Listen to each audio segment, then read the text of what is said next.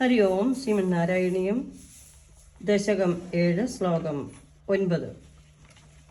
ദൃഷ്ട്വാ സംഹൃത സംഭ്രമ കമലഭൂസ്തത്പാദപാദോരുഹേ ഹർഷാവേശവശം വദോ നിപതിത പ്രീത്യാകൃതാർത്ഥി ഭവൻ ജാനാസ്യേവ മനീഷിതം മമ വിഭോ ജ്ഞാനം തദാ പാദയ ദ്വൈതാദ്വൈതഭവത്സ്വരൂപപരം ഇത്യാജഷ്ടതം ത്വാം ഭജേ.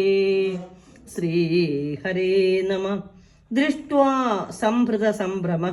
വൈകുണ്ഠമൂർത്തിയായ നിദ്രവിളിയെ കണ്ടപ്പോൾ പരിഭ്രമത്തോടുകൂടി കമലഭൂക് ത്വത്പാദപാദോരുഹേ, ബ്രഹ്മാവ് നിന്തിരുവടിയുടെ പാതാരവിന്ദത്തിൽ ഹർഷാവേശവശം വദഃ പരമാനന്ദ പരവശനായി നിപതിതഃ വീണു നമസ്കരിച്ച് പ്രീത്യാകൃതാർത്ഥി ഭവൻ വിഭു സന്തോഷിച്ച് കൃതാർത്ഥനായിട്ട് സർവന്തര്യാമിയായ ഭഗവാനെ മമ മനീഷിതം എൻ്റെ ആഗ്രഹം ജാനാസിയേവ നിന്തിരുവടി അറിയുന്നുണ്ട്, തീർച്ചയാണ്.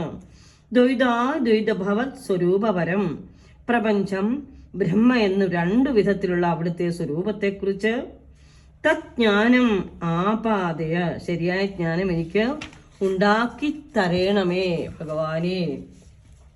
ഇതി ആചഷ്ട എന്ന് പറഞ്ഞു. തം ത്വാം ഭജേ നിന്തിരുവടിയുടെ പാദങ്ങളിൽ ഞാൻ നമസ്കരിക്കുന്നു, അവിടുത്തെ ഞാൻ ഭജിക്കുന്നു. എല്ലാം അറിയുന്ന ഭഗവാനെ, അവിടുത്തോട് ഞാൻ ഒന്നും പറയേണ്ട കാര്യമില്ല. ഓരോ ജീവജാലങ്ങളിലും അവിടുന്ന് കുടികൊണ്ടുകൊണ്ട് എല്ലാം പ്രവർത്തിപ്പിക്കുന്നതും എല്ലാം ചെയ്യിക്കുന്നതും അവിടുന്ന് മാത്രമാണ്. അപ്പോൾ ഞാൻ ഒന്നും പറയേണ്ട ആവശ്യമില്ല. ആ സ്വരൂപ ദർശനത്താൽ പരിഭ്രാന്ത ചിത്തനായ ബ്രഹ്മാവ് ഹർഷാവേശത്തിന് കീഴ്പ്പെട്ട് അങ്ങയുടെ ചരണകമലങ്ങളിൽ നമസ്കരിച്ച് പ്രീതരും സന്തോഷവാനുമായി പറഞ്ഞു, അല്ലയോ വിഭോ, അങ്ങേക്ക് എൻ്റെ ആഗ്രഹം എല്ലാം അറിയാമല്ലോ. ദ്വൈതവും അദ്വൈതവുമായ അങ്ങയുടെ സ്വരൂപത്തെക്കുറിച്ചുള്ള ശരിയായ ജ്ഞാനം എന്നിലുണ്ടാക്കണമേ. ഇപ്രകാരം ബ്രഹ്മാവിനാൽ അപേക്ഷിക്കപ്പെട്ട അങ്ങേ ഞാൻ ഭജിക്കുന്നു.